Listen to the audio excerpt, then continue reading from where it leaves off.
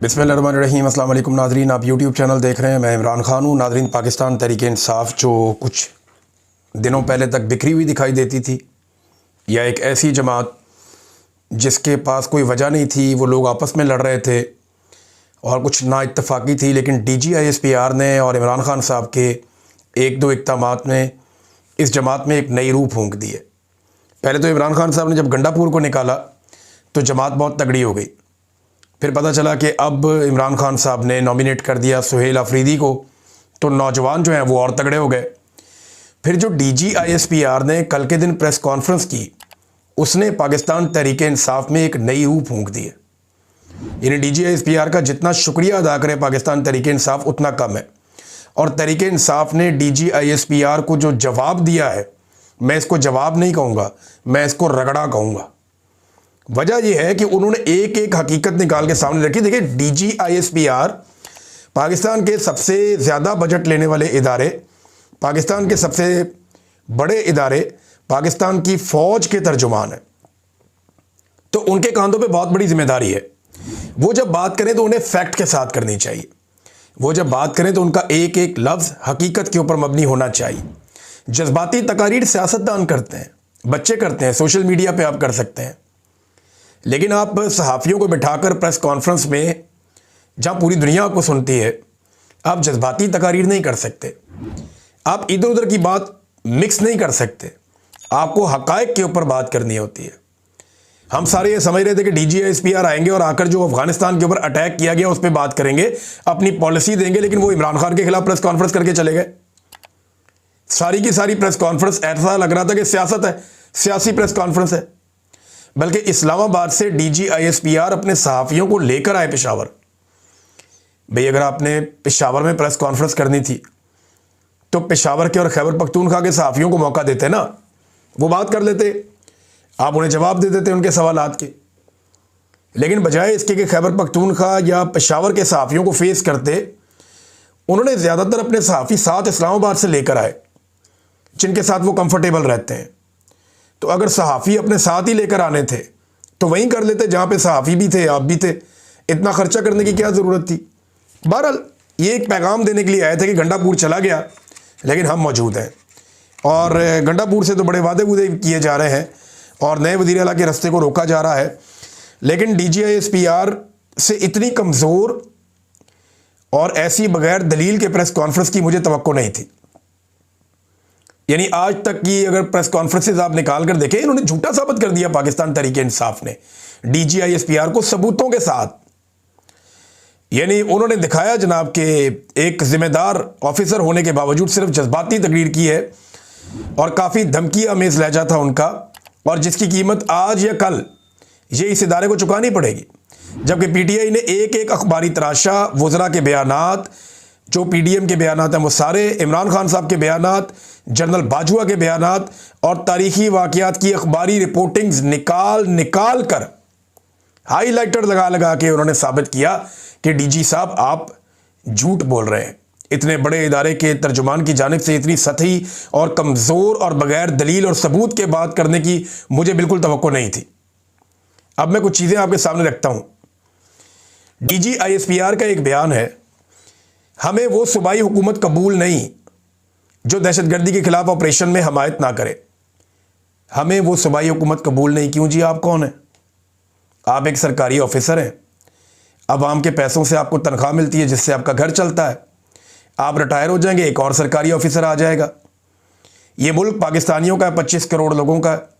वो फैसला करेंगे कि इस मुल्क की पॉलिसी कौन बनाएगा, और वो अपना फैसला वोट के ज़रिए से करके जिसको लेकर आएंगे वो पॉलिसी बनाएगा। अब ऑपरेशन की हमायत करे या मुखालफत करे, ये हक हासिल है पॉलिटिकल गवर्नमेंट को, सियासी जमातों को, सियासी हुकूमतों को। ये हक हासिल है कि वो जो पॉलिसी चाहे वो बनाए। किसी इदारे को पॉलिसी बनाने का हक हासिल नहीं है, वो बना नहीं सकते। और आपसे कबूलियत मांगी किसने है? यानी इससे फ़र्क क्या पड़ता है? आपके टोटल इदारे के सारे वोट भी इकट्ठे कर लें, 5-7 लाख वोट है, और वो सारे के सारे इमरान खान को पढ़ते हैं। अभी तो फौज के अंदर सर्वे करवा कर देख लें, 90% फौजी इमरान खान के साथ खड़े हैं। उन्हें पता है कि उनके साथ मिलिट्री एस्टेब्लिशमेंट ज्यादती कर रही है। तो उन्होंने कहा जी हमें वो सूबाई हुकूमत कबूल नहीं। आप जुर्रत चेक करें, आप दिलेरी चेक करें आपके, हमें कबूल नहीं है। ये तो कभी आमरों ने ऐसी बातें नहीं की, डिक्टेटरों ने ऐसी बातें नहीं की जैसी DGISPR करके चले गए कि हमें वो सूबाई हुकूमत कबूल नहीं है। भैया आपका हैसियत क्या है आपकी? आप कैसे कह सकते हैं कबूल है या नहीं है? आप नहीं कर सकते इस पे बात। जो दहशतगर्दी के खिलाफ ऑपरेशन में हमायत ना करे, भाई उनकी मर्जी है, वो करें हमायत या ना करें। वो मुखालफत करना चाहें तो मुखालफत भी कर सकते हैं, उनकी अपनी पॉलिटिकल राय है। आप उससे इत्तफाक करें, इख्तलाफ करें, लेकिन आपको करना वही पड़ेगा जो आपको पॉलिटिकल गवर्नमेंट कहेगी। और इमरान खान की राय जो है वो पाकिस्तान का वज़ीर आज़म है, एक्चुअली तो वो है जिसको सारे लोगों ने वोट डाला। ये तो आपने छीन लिया, जाली फॉर्म 47 देकर उससे उसका आपने हक छीना। बहरहाल ये एक सबूत के तौर पे ये बयान हमेशा मौजूद रहेगा और ये हॉन्ट करता रहेगा ये बयान पाकिस्तान की फौज को। ये मेरी बात आप आज लिख कर रख लें। नाज़रीन, ये एक जनरल तारिक खान साहब हैं, lieutenant general retired Tariq Khan साहब। उन्होंने भी स्टेटमेंट देते हुए कैटेगोरिकली कहा कि इंटेलिजेंस एजेंसियां जो हैं पाकिस्तान की, वो वापस लेकर आए तालिबान को, TTP को। और पाकिस्तान तहरीक इंसाफ ने और मुराद सईद ने इसकी शदीद मुखालफत की थी, लेकिन ये वापस लेकर आए। ये बात एक रिटायर्ड लेफ्टिनेंट जनरल कह रहा है और बाकी भी कह रहे हैं। कुछ तराशे जो पाकिस्तान तहरीक इंसाफ ने सामने रखी है, उसके अंदर ये एक खबर मेरे सामने है और ये है अगस्त 12, 2022 की। इस खबर में, ये 2022 की खबर है और अगस्त की खबर है। एज फाइटर्स रिटर्न के, अब क्योंकि लड़ाका लोग वापस आ रहे हैं। ये अगस्त 2022 में, इमरान खान की अप्रैल में हुकूमत चली गई, मई, जून, जुलाई, अगस्त, 4 महीने के बाद दहशतगर्दों के वापस आने पर यह खबर छपती है। और इसमें कहते हैं पाकिस्तानियों को डर लग गया है कि तालिबान वाला माहौल दोबारा बनने जा रहा है।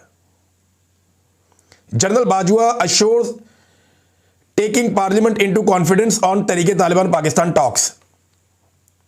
जनरल बाजवा ने यकीन दिलाया कि वो पार्लियामान को तालिबान के साथ बातचीत पर एतमाद में लेंगे।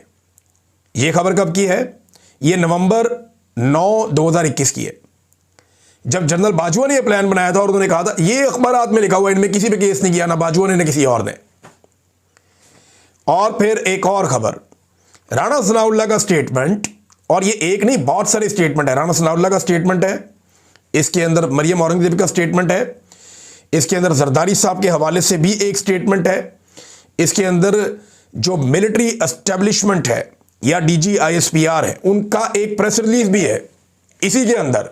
और इन्हीं दिनों में अंदाजा कीजिए अब, जो साबित करता है कि तालिबान इमरान खान के दौर में वापस नहीं आए।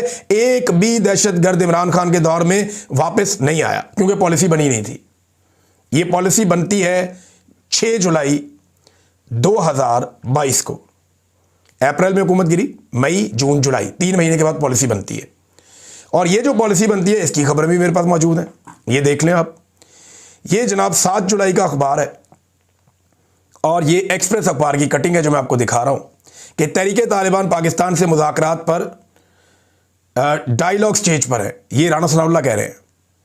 और फिर राणा सनाउल्लाह साहब ने इसकी तफसीलात ये बताई कि तालिबान से मुज़ाकरात के हवाले से आला सतह की कमेटी तश्कील दी जाएगी, जिसमें तमाम सियासी जमातें शामिल होंगी। पार्लियामेंट इस मुज़ाकरात में शामिल होगी। और प्रेस कॉन्फ्रेंस करते हुए उन्होंने कहा कि पार्लिमानी कौमी सलामती कमेटी के इजलास में खदशात के इजहार पर बावजूद मुज़ाकरात जारी रखने पर इत्तफाक हुआ है। कलदम तहरीके तालिबान पाकिस्तान के साथ बातचीत प्री डायलॉग स्टेज पर है और तमाम जमातों ने कहा कि ये मुज़ाकरात होने चाहिए।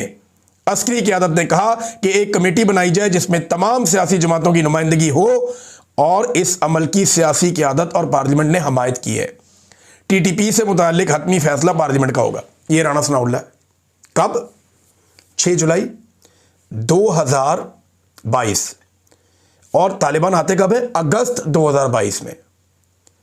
यानी इमरान खान अप्रैल में जाते हैं, उनके जाने के बाद मई में मीटिंग्स का आगाज़ होता है, जून में डिस्कशन होती है, जुलाई में बाकायदा बड़ी मीटिंग होती है, अगस्त में तालिबान आना शुरू होते हैं। तो DGISPR इन तमाम सबूतों की और गवाहों की मौजूदगी में झूठे साबित हो गए। नहीं बोलना चाहिए था झूठ। ये देखें ना, जंग अखबार देख लें, पसंदीदा अखबार। TTP मुज़ाकरात हतमी फैसला पार्लियामेंट का। सिविल और अस्करी नुमाइंदों की कमेटी अफगान हुकूमत के साथ के ताउन से बातचीत कर रही है। कौमी सलामती कमेटी को ब्रीफिंग। जरदारी भी मुज़ाकरात के हक में है। वज़ीर दाखिला राना सनाउल्लाह की मीडिया को ब्रीफिंग। आइन और कानून के मुताबिक ही अमन लाएंगे, ये भी ब्रीफिंग। और इसमें एक और मजे की बात देखें, कौम और फौज की कुर्बानियों के बायस मुल्क में मुनज़्ज़म दहशतगर्दी का कोई ढांचा नहीं रहा। यानी ये भी कंफर्म कर रहे हैं कि इमरान खान के दौर में कोई दहशतगर्दी नहीं थी, खत्म हो गई थी, दहशतगर्दी खत्म हो रही थी, कोई मुनज़्ज़म ढांचा मौजूद नहीं था। और इन्होंने फिर उसके बाद दहशतगर्द मंगवाए पाकिस्तान में, खुद कह रहे हैं, और उसके बाद दहशतगर्दी पाकिस्तान में वापस आई। साबित हो रहा है, मैं तो नहीं कह रहा, ये तमाम अखबारात में लिखा हुआ है। पहले ये कहते हैं जनाब देखकर कौन कहता है खारजियों और दहशतगर्दों से बात करनी चाहिए। भाई बात करने का तो आगाज आपने किया। एक एक बंदा, डीजी साहब गवाही दे रहा है कि जनरल बाजुआ चाहते थे बातचीत करना और उन्होंने आगाज किया था। इमरान खान का स्टेटमेंट निकाल के दिखा देते हैं आपको। वो कहते हैं 2021 में उस वक्त की फौजी क़यादत ने हथियार फेंकने वाले दहशतगर्दों को वापस बसाने का मंसूबा पेश किया था। और इमरान खान साहब ने ये कहा था कि ये 35-40 हज़ार लोग हैं जिनमें दहशतगर्द हैं, उनकी फैमिलियां मिला के ये 35-40 हज़ार लोग हैं। इनमें कुछ 5,000-7 हज़ार के करीब वो लोग हैं जो मुसल्ला है, दहशतगर्द हैं। वो अगर हथियार फेंक के आते हैं और मामला हल होते हैं अफगानिस्तान के साथ मिलके, मकामी क़यादत और जिरगे वगैरह मिलकर करते हैं तो ठीक है, कर लें। लेकिन लोगों को एतमाद में लिए बगैर ये नहीं होगा। और फिर इमरान खान साहब के दौरे हुकूमत में जब इसके ऊपर डिस्कशन की गई तो ये रिजेक्ट हो गया फॉर्मूला। ये बता रहे हैं मंसूबा पेश किया गया, मगर इस मंसूबे को खैबर पख्तूनख्वा और कबायली इलाकों के हमारे मुंतखब नुमाइंदों ने मुस्तरद कर दिया था। इस मंसूबे पर हमारे दौर में अमल नहीं हुआ। लेकिन अब हक़ाइक़ के बरक्स तरीके इंसाफ की हुकूमत पर यह सरासर झूठा इल्ज़ाम लगाया जा रहा है।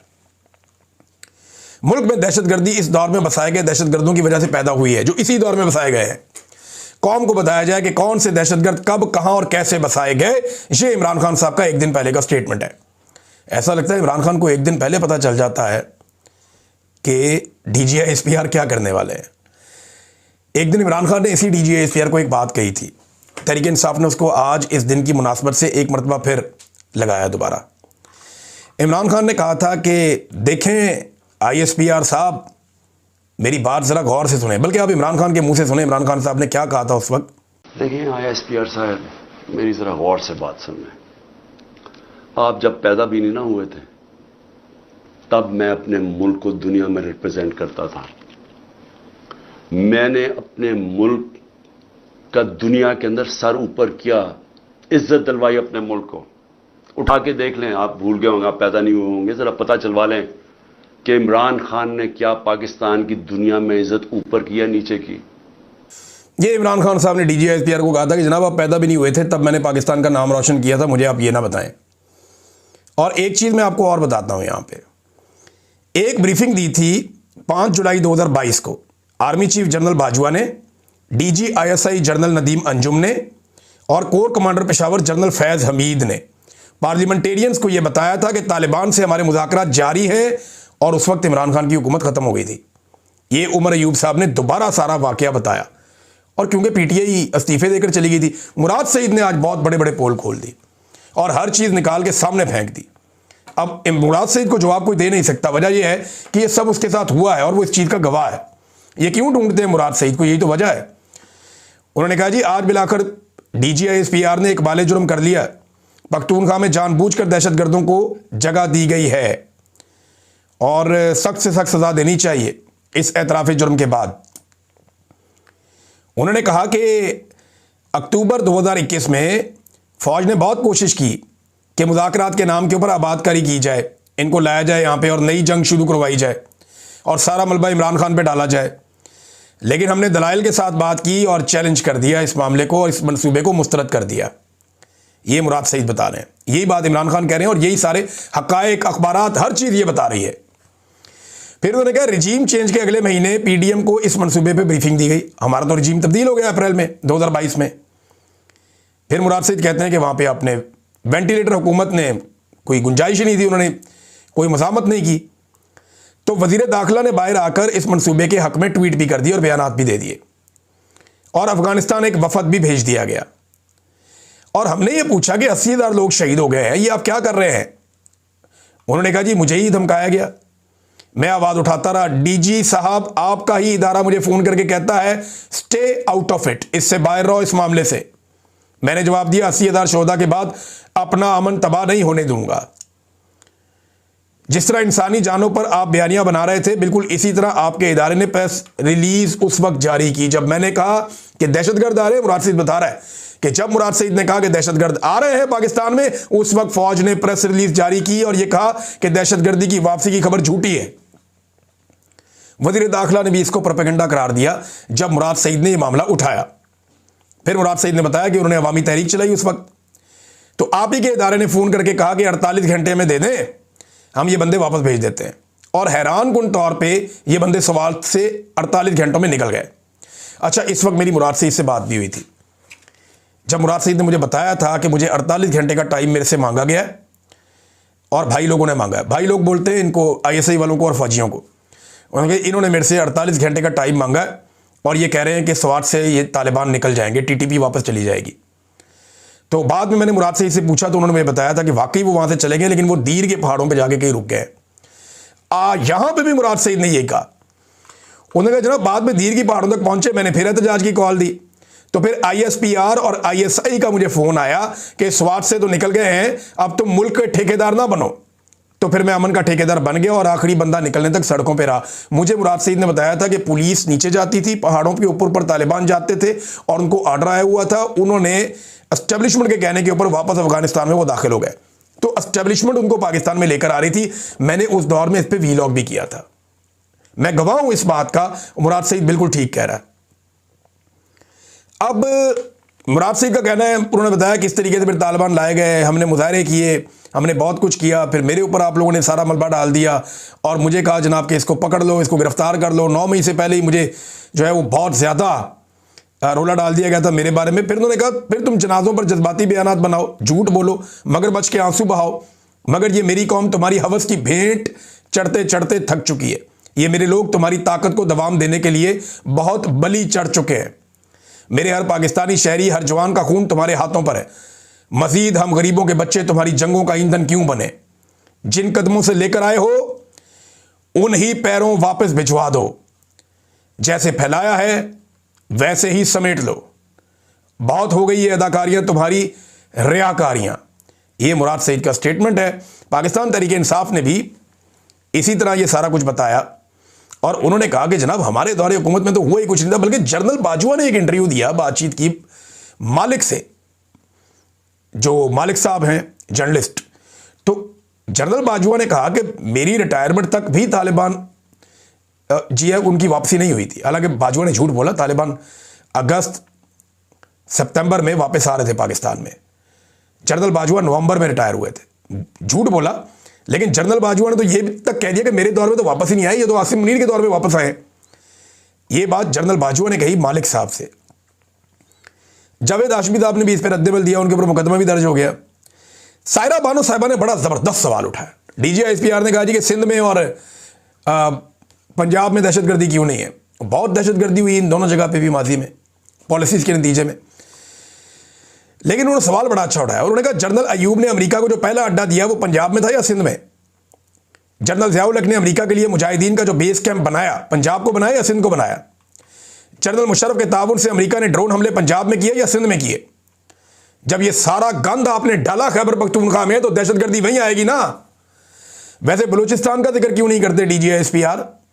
बलूचिस्तान के ऊपर तो कई दहाइयों से आपकी अपनी हुकूमत है, कई दहाइयों से आपका अपना कंट्रोल है। 70 की दहाई से लेकर आज तक बलूचिस्तान आपने अपने कंट्रोल से बाहर जाने कब दिया है? फौज का बिला किसी और की शराकत के मुकम्मल कंट्रोल है बलूचिस्तान और वहां की हुकूमत पे हमेशा से। और पाकिस्तान का सबसे बदतरीन अमन व अमान वाला सूबा बलूचिस्तान है। बलूचिस्तान में सिर्फ 2-3 चीज़ों को अमान है। नंबर 1, मादनियात के ट्रक, उन्हें कोई नहीं छेड़ता, वो जाते हैं सीधे, उनको पहुंचाना पता नहीं क्या है, वो जाते हैं सीधे। नंबर 2, जो तेल की स्मगलिंग होती है अफगानिस्तान से, उनको अमान है। बाकी बलूचिस्तान में किसी चीज़ को अमान नहीं है। ज़ायरीन को अमान नहीं है, आम इंसानों को अमान नहीं है, मुसाफिरों को अमान नहीं है, ट्रेन को अमान नहीं है, सिक्योरिटी इदारों को अमान नहीं है, अस्पतालों को अमान नहीं है, सहाफ़ियों को अमान नहीं है, वकला को अमान नहीं है। कोई नहीं बच सकता वहाँ पे। 2 चीज़ें बचती हैं, एक मादनियात के ट्रक, एक तेल के ट्रक। बाकी हर चीज़ को बलूचिस्तान में निशाना बनाया जाता है। DGISPR ने यह भी कहा कि खैबर पख्तूनख्वा की गवर्नेंस ठीक नहीं है। तो मैं उन्हें याद दिला दूं कि आईएमएफ ने पाकिस्तान के साथ हालिया मीटिंग में सिर्फ खैबर पख्तूनख्वा की गवर्नेंस की तारीफ की थी। डीजी साहब, आपको गवर्नेंस का कुछ पता नहीं है क्योंकि आपका ये काम नहीं है। आईएमएफ पूरी दुनिया की हुकूमतों के साथ डील करता है। वो कह रहा है कि खैबर पख्तूनख्वा की गवर्नेंस अच्छी है, वो तारीफ कर रहा है, और आप कह रहे हैं अच्छी नहीं है। एक्चुअली वहां जो हुकूमत है जिस पार्टी की, वो पार्टी आपको पसंद नहीं है, वो आपकी मुखालिफ पॉलिटिकल पार्टी है, और आप उसको खुद भी एक पॉलिटिकल पार्टी की तरह डील कर रहे हैं। एमएल वली खान का स्टेटमेंट मैं बता देता हूं। एमएल वली खान ने बाकायदा फ्लोर ऑफ द हाउस ये स्टेटमेंट दिया, और ये स्टेटमेंट 2024 में एमएल वली खान ने 12 सितंबर को दिया था, जो आज भी इंटरनेट पे मौजूद है। उन्होंने कहा जी, पुलिस ने मुजरिम को पकड़ा, दिफाई इदारे आके उसको, दहशतगर्द को पुलिस से लेकर चले गए। पुलिस एहतजाज कर रही है कि हमारे साथ गलत हो रहा है, हमारे एसएचओ को निशाना बनाया, हमने उसको पकड़ा, दिफाई इदारे आते हैं, बंदा छुड़ा के ले जाते हैं। तो अगर वो दहशतगर्द है तो उसके खिलाफ कार्रवाई होनी चाहिए, ना कि आगे उसको इदारे छुड़ा के ले जाएं। अब नाज़रीन, मुज़ाकरात की बात करते हैं। DGISPR के मुज़ाकरात का क्यों कहता है, मुज़ाकरात करने की क्यों बात करता है, तो मैं याद दिला दूं, 2004 में नेक मोहम्मद से अमन मुआहिदा किसने किया था? फौज ने। 2005 में बैतुल्ला मैसूर से कौन मुज़ाकरात कर रहा था? 2006 में शुमाली वज़ीरिस्तान में अमन मुआहिदा किसने किया था? 2008 और 9 में तहरीक नफाज़ शरीयत मोहम्मदी से कौन मुआहिदे कर रहा था? अब ये सारी चीज़ों का इल्ज़ाम तो आप इमरान खान पे नहीं लगा सकते, ये काम तो खुद आप लोग कर रहे थे। दूसरी जानिब नाज़रीन, अब अजीबोगरीब किस्म के बहाने बनाए जा रहे हैं, और ये कहा जा रहा है कि जनाब क्योंकि अली अमीन गंडापुर ने हाथ से लिखकर इस्तीफ़ा नहीं दिया, लिहाजा ये इस्तीफ़ा मंजूर नहीं किया जाएगा। तो आपकी खिदमत में पेश कर देते हैं एक इस्तीफ़ा उस्मान बुज़दार का और दूसरा इस्तीफ़ा नवाब सनाउल्लाह ज़हरी का। एक ने इस्तीफ़ा दिया था बलूचिस्तान में और एक ने दिया था पंजाब में, और इन दोनों का इस्तीफ़ा टाइप करके दिया गया था, और नीचे सिर्फ इन्होंने अपने अपने दस्तखत किए थे, और ये दोनों इस्तीफ़े मंजूर हो गए थे। तो गंडापुर के इस्तीफ़े की दफ़ा आप ये नहीं कह सकते कि क्योंकि हाथ से नहीं लिखा लिहाजा मंजूर नहीं होगा। नाज़रीन, DGISPR ने एक बात कही और उस पर पाकिस्तान तहरीक इंसाफ ने सिर्फ एक फ़ोटो चिपका दी। बात DGISPR ने कही और फ़ोटो लगा दी पाकिस्तान तहरीक इंसाफ ने। वो बात मैं आपको सुनाता हूँ और वो फ़ोटो आपको दिखाता हूँ, ये ज़रा देखिए आप कि DGISPR क्या कह रहे हैं और उसके ऊपर तहरीक इंसाफ ने फ़ोटो कौन सी लगाई है, फिर आप बताइएगा कि ये सूट करती है या नहीं। किसी फर्द वाहिद को ये इजाज़त नहीं दी जा सकती कि वो अपनी ज़ात और अपने मफाद के लिए पाकिस्तान और खैबर पख्तूनख्वा के गयूर और बाइज़्ज़त अवाम की जान, माल और इज्जत का सौदा करे। हाँ जी, देखिए आपने तस्वीर। तो अब तक के लिए इतना ही, अपना ख्याल रखिएगा, अपने इस चैनल का भी। अल्लाह हाफ़िज़।